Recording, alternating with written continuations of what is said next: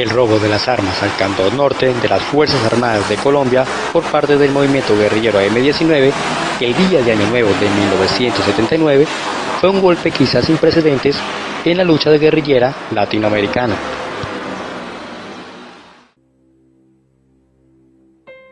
Los episodios que hacen parte de estos espectaculares hechos hasta ahora permanecen inéditos, y es que a lo largo de estos sucesos de la vida real, que parecen ficción, se sabe y se entiende cómo y desde cuándo se están violando en Colombia los derechos humanos por parte de quienes precisamente deberían ser sus guardianes.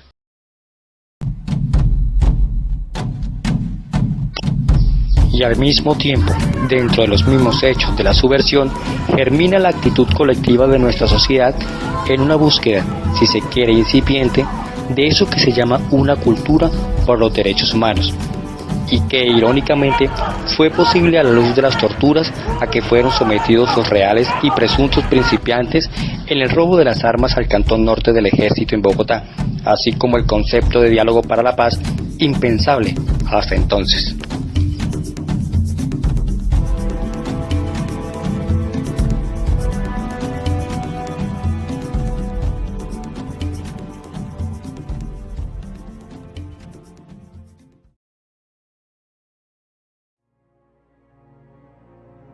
La historia del Cantón Norte es la historia protagonizada por unos jóvenes que se jugaron el todo por una causa en la cual creían.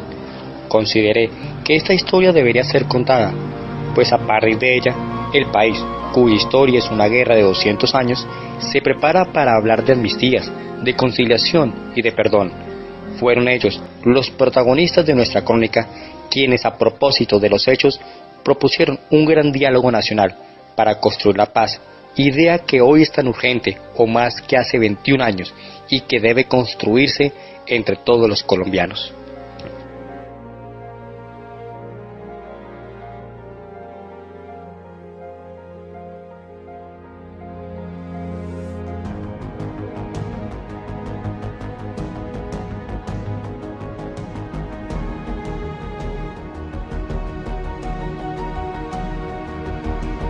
El robo de 7.000 armas al Ejército Nacional había sido un éxito, es decir, los casi 3 meses de trabajo que dedicó a esa misión durante los últimos meses de 1978 había dado fruto. 7.000 armas para el pueblo M-19. El 2 de enero de 1979 se conoció públicamente la noticia y a su vez se desencadenaba una gran cacería de brujas en todo el país para dar con el paradero de las armas hurtadas y sobre todo con los autores, colaboradores y simpatizantes de aquel golpe. Fue un golpe tan desproporcionado como es proporcionada la respuesta, comentó el exparlamentario tolimense Darío Ortiz, analizando lo ocurrido. Jaime Bateman, comandante del M-19, comentaría: le tocamos las huevas al sistema, y el sistema se puso las botas para recuperar su prestigio a costa de todo. Los guerrilleros nunca se imaginaron la respuesta de las fuerzas militares.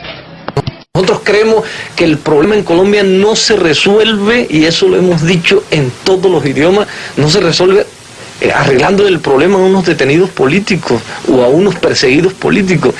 El problema es más profundo, el problema está ubicado en las desigualdades grandísimas que existen en Colombia, en la miseria, en la falta de educación, en la falta de salud, en el 70% de la gente desnutrida de nuestro pueblo, en los 7 millones de analfabetos que tenemos en estos momentos.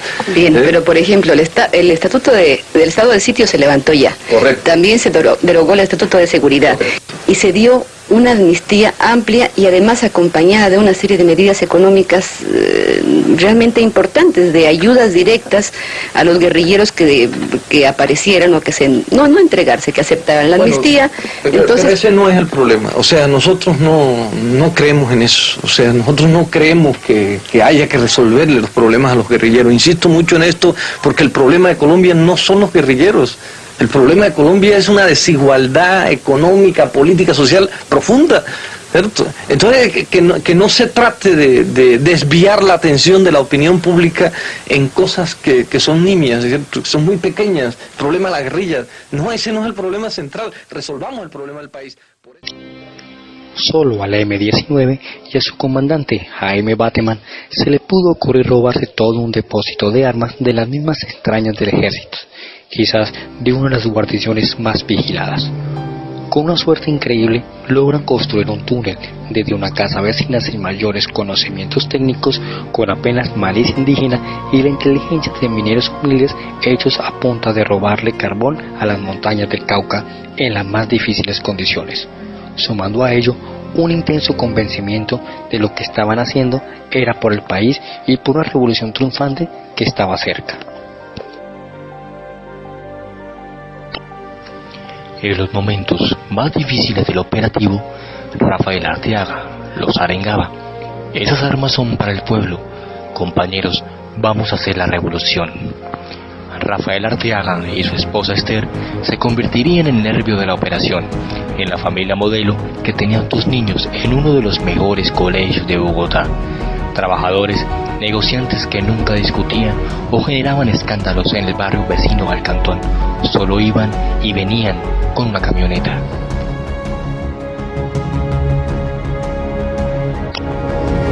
Rafael y Esther fueron una familia enfachada. Detrás de ellos y en el calor del hogar guardaban a 40 guerrilleros y una sencilla infraestructura que día y noche trabajaba para que entre la madrugada del 31 de diciembre y la tarde del 1 de enero de 1979 pudieran robarse de la Ballena Azul miles de armas sin disparar un solo tiro. Durante 3 meses, los guerrilleros ejecutaron el robo y al mismo tiempo, como en otros lugares de Bogotá, se construirían caletas para esconder las armas. El comandante Isidro es el otro gran protagonista, ingeniero estudiante en París y guerrillero. Es él la persona que conoce todos los detalles de la operación, desde donde se compraron las picas y las palas hasta los lugares donde se escondieron las armas. Muchos datos concentrados en una sola persona que se convierten en un error grande que lleva al ejército a descubrir 15 días más tarde dónde estaban todas las armas. Según el propio Isidro, el ejército lo torturó de una forma terrible y lo contó todo para salvar su vida.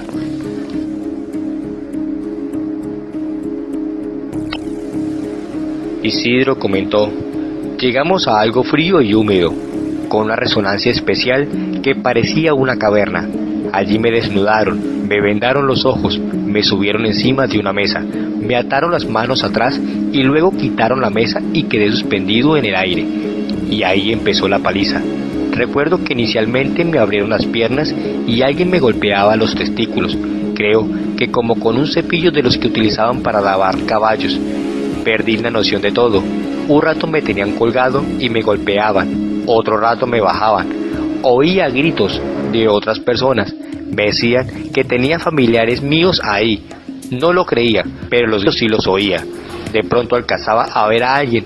Eso era muy grande. Parecían cavas. Una cosa como abovedada. Se sentía mucha gente y mucho ruido y mucho aullido, pero feroz. Gritos feroces. El comandante Isidro no aguantó la tortura. Psicológicamente, nadie lo preparó para ello. El movimiento guerrillero M-19 estaba dispuesto para los golpes más audaces. Sus hombres estaban dispuestos a dar la vida. Pero hasta ese momento, enero de 1979, nunca estuvieron preparados para la tortura. Isidro, en su interrogatorio, perdería el conocimiento en varias oportunidades durante 18 días, en los que vio inflamarse sus testículos como papayas, producto de las golpizas sin misericordia que llegaban cada noche en unas cuevas que fueron denominadas por centenares de torturados que pasaron por allí como las cavernas de Sacaramonte. Un día de esos en el infierno, con una música estridente de fondo que se quedaba corta para opacar los gritos de los torturados y las groseras alegrías de verdugos, con el tabique nasal roto, lo cogieron, tal vez con una lesna, y le fueron quitado cada calza que tenía en sus dientes. El refinado torturador le introducía un chuzo en cada caries abierta. Dice Isidro: finalmente no pude soportar, y temiendo por mi vida, les dije lo que ellos querían que les dijera. La tortura es la otra cara de la Operación Ballena Azul. Se recoge testimonios de salvajes sesiones de tortura y de detenciones arbitrarias, reviviendo una época de represión bajo la figura del Estatuto de Seguridad en el gobierno de Turbay. Yo en este momento estoy desplazada. Disfrazan a la persona de militar y le ponen un fusil ahí y le dicen al país, era un guerrillero. Violan a las mujeres para humillar al enemigo. Con golpes en el cuerpo, con evidencia de que fue abusada sexualmente. Vinieron, se llevaron 96 campesinos. El ejército amenazaba a la gente. Duró varios días desaparecida.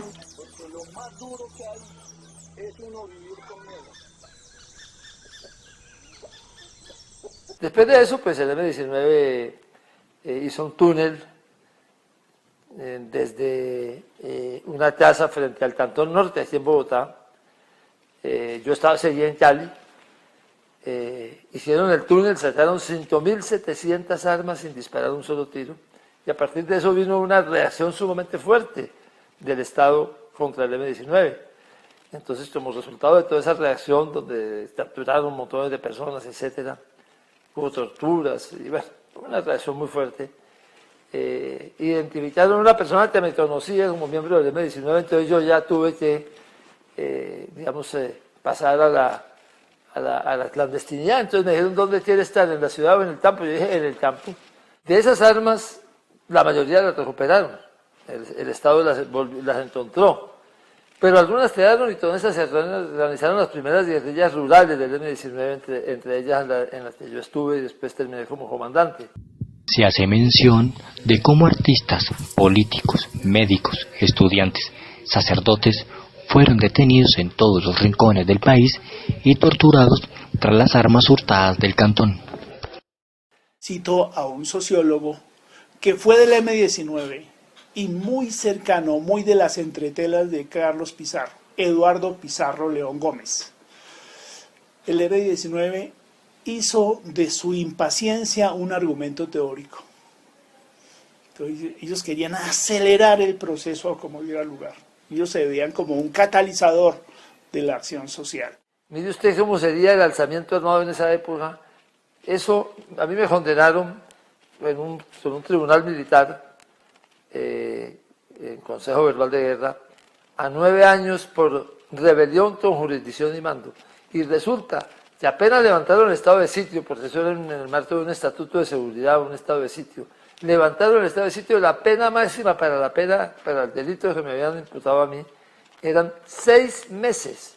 O sea, si alzarse en armas tenía 6 meses de prisión, eso era pues una contravención, prácticamente. Es una muestra de la situación que se vivía en aquella época. Así eran las leyes colombianas. Cuando habla de las torturas, ya que uno de los protagonistas habla de oficiales que estuvieron supervisando estas prácticas y según las víctimas, estos hechos quedaron en la completa impunidad. También nos descubre a un M-19 que hasta ese momento no había probado en realidad qué era la guerra. Un M-19 que hasta este entonces no se había metido de frente con el ejército y que nunca imaginó el golpe que le estaban dando a esa institución ni la respuesta que tendría. El golpe fue desproporcionado, como desproporcionada fue la respuesta del Estado. En palabras de Gustavo Petro, esa fue la gran prueba de fuego para los guerrilleros que a partir de ese momento fueron distintos y por consiguiente el M-19 también cambió. Es decir, había perdido la inocencia en chanclas, de la que hablaba Bateman. A partir de ese momento quedaron atrás los tiempos de hacer la guerra y esconderse en la casa de las madres. Las armas del cantón, tuvo claro Bateman, era de gran aporte para la lucha guerrillera, pero también tuvo claro que no había tanto guerrillero para tantas armas. Entonces decide hacer contactos para enviarlas a los sandinistas por intermedio de Omar Torrijos en Panamá.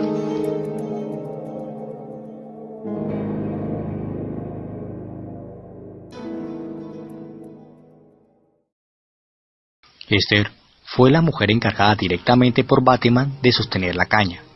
Recuerda que cuando salió de la casa desde donde se hizo el túnel el 28 de diciembre de 1978, supo que en algún momento tenía que contarle a sus hijos la verdad sobre su militancia y la de su padre como guerrilleros del M-19. En el aeropuerto, rumbo a Panamá, se presentó obligada a la ocasión. Los pasaportes eran falsos y sus hijos tenían otros nombres. Juan Carlos, Rafa, hijos, tengo que decirles algo, y quiero que pongan mucha atención. Su papá y yo somos guerrilleros del M-19, y ustedes, a partir de ahora, tienen otros nombres, así que si les preguntan ustedes se llaman Javier y Carlos Arteaga. Esther había comentado: por la mañana Bateman le planteó a Rafael la posibilidad de un trabajo que iba a realizar la organización, y en era posible que participáramos, pero todavía no nos podía decir más, y se citaron para otro día donde tal vez hablarían algo en concreto. Rafael me comentó la cosa con mucho entusiasmo, pero en realidad yo no le presté casi atención, pues pensaba que era un poco de trabajo como el que habíamos realizado hasta ahora, es decir, una tarea o una parte de las actividades que hacíamos algunas veces por orientación del comandante Bateman. Rafael comentó: fue en un restaurante chino. Allí al calor, o mejor, al sabor de un plato de verduras, Bateman me dijo: tenemos la oportunidad de conseguir unas armas. El ejército la transporta mensualmente en un camión, pero se trata de una operación jodida, porque es a la luz del día, y ahí el riesgo de que por lo menos un soldado pierda la vida. No son muchas, yo calculo unos 300 o 350 fierros. Le manifesté que 300 era una barbaridad, y se quedó mirándome. Luego me dijo que necesitábamos darle otro debate al asunto, y nos citamos para después. Esa conversación entre Bateman y Rafael se realizó el domingo 17 de septiembre de 1978. Isidro había comentado que se trataba de un camión de la policía militar, cargado con armamento que iba desde el Cantón Norte, una importante guarnición del ejército, en Bogotá, hasta el Ministerio de Defensa, armamento descomisado que se disponía a reintegrar a sus dueños.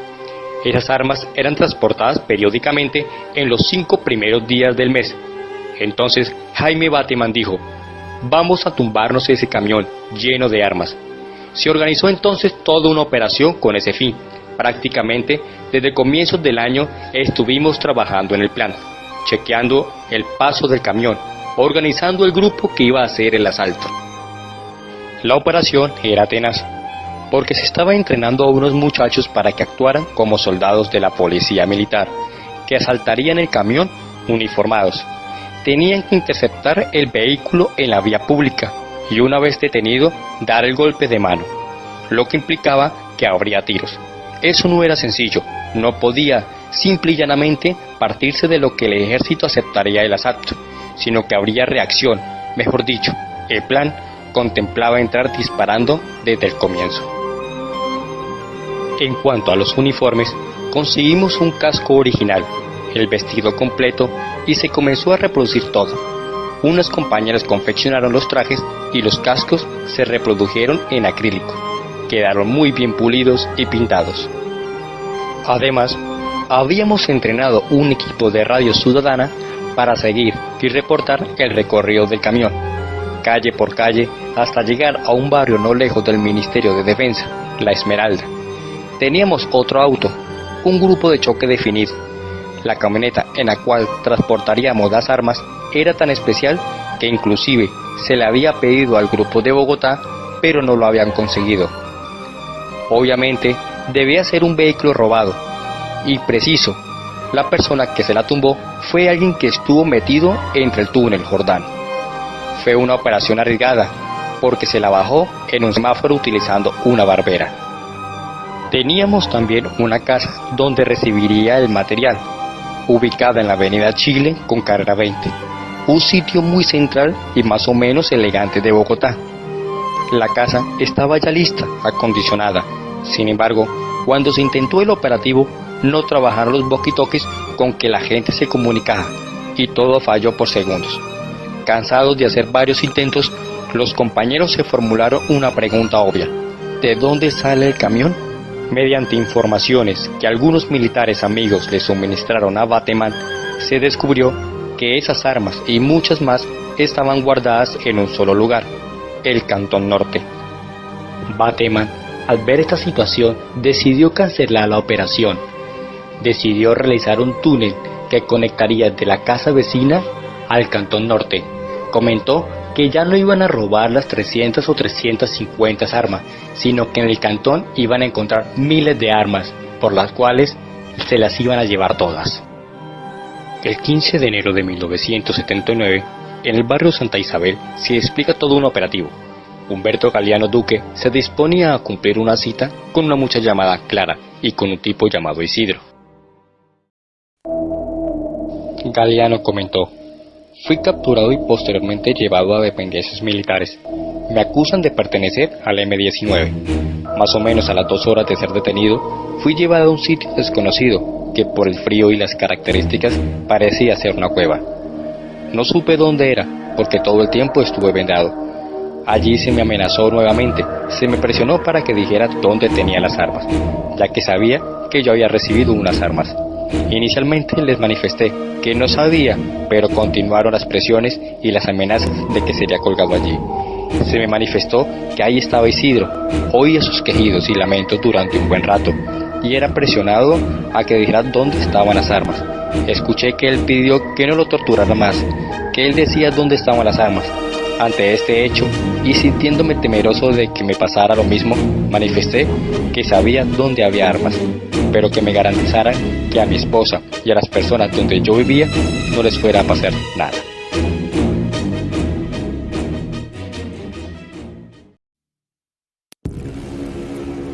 Isidro comentaba: estando en las cuevas, me vistieron y me llevaron a las caletas grandes, como al amanecer. Debían ser las 6 o 7 de la mañana. Ya estaba todo eso abierto. Me llevaron vendado y me entraron. Allí, por primera vez, oigo que llaman a un general. Se oía mucho la excitación, la emoción de ellos porque iban como a entregarlo a uno oficialmente, ya que sabían que uno era el responsable de todo. A mí me tenían tendido en el suelo, con una capucha. En ese momento no sabía nada, no oía nada, no entendía nada. Me habían golpeado toda la noche. No podía acostarme, ni nada. Un frío espantoso era lo único que yo sentía. Decía: mi general es este. Luego me llevaron hasta el borde del hueco y me quitaron la capucha, para que pudiera ver las armas. Recuerdo que dije para mis adentros: ay jueputa, nos jodieron. Me volvieron a poner la capucha. Hablaron con un general, informaba que esto fue así y que lo otro. Y en ese momento le vi las manos al general a través del borde inferior de la capucha, unas manos con las uñas gruesas, carcomidas por el hongo. Un tiempo después volví a ver las mismas manos, pero entonces no tenía capucha, y lo miré a la cara. Mucho después supe que él asistió a la tortura, pero nunca habló. Esa mañana no dije nada. 2 días después, el miércoles 17 de enero del 79, El Espectador, en su primera plana, recuperaron en Bogotá 2.997 armas. También fueron recuperadas en Cali y Bucaramanga. La caleta fue encontrada en el barrio Parado Pinzón y la calle 142, número 4046. Ese mismo día, en el barrio Piamonte de Bosa, casa ubicada en la calle Sexta A, número 1244, fueron decomisadas 203 armas cortas, 17 carabinas calibre 30 y municiones de diferentes calibres. Pero ese mismo 17 de enero del 79, a Isidro volvieron y lo cogieron. Me agarraron y me dieron otra paliza terrible. Estaban como celebrando la victoria por la caída de la caleta. Era como una represalia. Sobre todo, había uno al que le decían MacGyver y a otro cuyo apodo no recuerdo. Entre esos dos me golpeaban como para afianzar más su victoria. Me dejaron allí tirado en el suelo. Había uno que decía: póngale una cobija, y MacGyver respondía: a este hijo de puta, que cobijas ni que nada, y dele otra vez las patadas y otra vez la paliza. Después me metieron en una camioneta totalmente cerrada, forrada, y dentro de ella me tuvieron, tengo la impresión, unos 3 días. Durante el día estaba allí tirado, no se hacía nada, y por las noches me llevaban a la cueva, esa que después supe llaman las cuevas de Sacramonte, y me seguían torturando. Luego tuvimos un viaje largo, que creo que fue a Boyacá, porque tenía otra cita anotada en mi libreta, cómo decir Laureles, pero no sé por qué me llevaron allí, porque la verdadera cita era el Megar. Después hubo gente que contó que me había visto tirado en un hueco porque me bajaron en el puesto de monta del ejército en Bonza. Yo debería estar desmayado. Luego me debieron haber subido a la camioneta, me llevaron a donde ellos creían que era la cita y me volvieron a traer a Bogotá. De comer, a veces me daban agua de panela, alguna cosita, poca. Vine a comer como a los 5 días más o menos en Faca. Nunca vi las cuevas porque siempre entraba encapuchado. Sí, algunas veces lograba ver por debajo un poco. Miraba de las rodillas para abajo y en el piso. No era cemento, era como piedra. Recuerdo también que alcancé a ver la llegada a una estación de ferrocarril, gris, tal vez era la de Faca. Por ahí pasamos y al poquito camino estaban las cuevas. Solo al 4º o 5º día uno trata de mirar dónde es. En ese momento sabía que no me iban a matar. El M-19, bueno, hizo muchas cosas en todos esos periodos, desde repartir leche hasta operaciones rurales y tomas de pueblos y cosas de esa naturaleza. Lo único que yo les puedo decir a mucha gente que hoy dice, hombre, que bueno, el M-19 cometió violaciones a los derechos humanos. Seguramente sí, pero dígame usted, ¿en qué guerra no pasa eso? Tal vez la única donde no pasa eso es en la batalla de Flores, de Barranquilla. Son cosas que en las guerras suceden y que, por supuesto, las guerras son indeseables. Precisamente por eso tenemos que no volver a haber guerras nunca más. Bueno, lo cierto es que el M-19, precisamente en esa época del post-Consejo de Guerra, propuso una paz. Le propuso al presidente Turbay un proceso de paz, eso salió bastante mal. Después esa propuesta se le hizo a Betancourt, al presidente Betancourt. Me parece que el M-19 en verdad quiso negociar con Belisario Betancourt, incluso yo creo que cuando subió al poder Belisario Betancourt en 1982, con una retórica de paz, él fue de todos los candidatos, él estuvo contendiendo con López Miquelsen, y la consigna de Belisario era hacer la paz. Era una consigna reiterada en sus discursos y en toda la retórica de su campaña. Él estaba pensando en negociar con el M-19 porque creía que muchos de sus motivos eran realmente justos y que además eran personas más cercanas a su mentalidad como hombre conservador, que la ANAPO no estaba tan lejana de sus ideales y con ellos podía llegar a algún tipo de transacción. Se planteó que se hiciera de 3 puntos, que fuera el levantamiento de estado de sitio, que lo hizo Turbay, una amnistía general que la hizo Betancourt, yo salí antes de la amnistía, y